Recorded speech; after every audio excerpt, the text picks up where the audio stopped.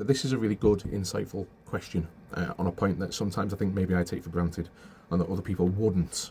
So I'm grateful that it's been raised, and I thought I'd do a response. I responded in the chat, but I thought I'd do a video response for the benefit of other people who happen upon these videos.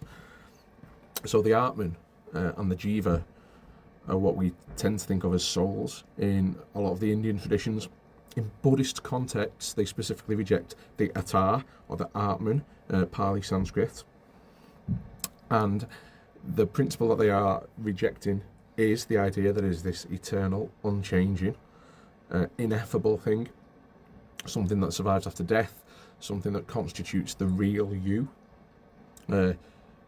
something that might be identifiable with the divine. In the case of Advaita Vedanta, it's the same as the Brahman.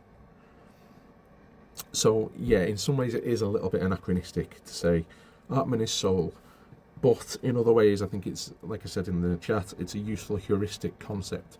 So it's a helpful way to frame it for understanding. In my doctoral thesis, I tried to avoid, as far as possible, using the word soul, and I would just use ātman. You know, leave it untranslated. Define the term in the context in which you're using it, but leave it untranslated, because it does have a plurality of meanings. But this is the notion of it that the Buddhists are pushing back against, this eternal, ineffable, essential principle that is inside perhaps all entities, all beings. And this is the sort of thing that we find in the Upanishads. All right.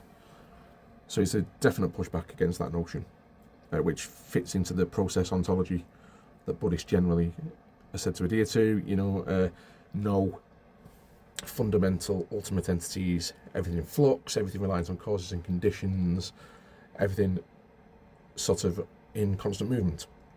Nothing enduring, nothing permanent, nothing beyond this. So this is the helpful way, I think, to look at it in Buddhist context. This is what they're responding against.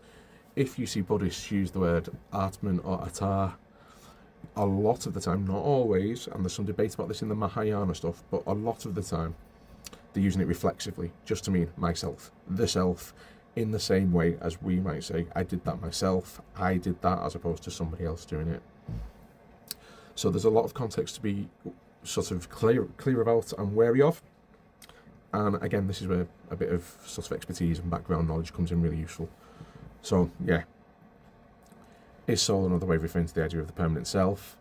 I would say yes, but we've got to be careful about how we deploy these things, because it can be anachronistic if we use it to tweak ideas about which it doesn't really apply.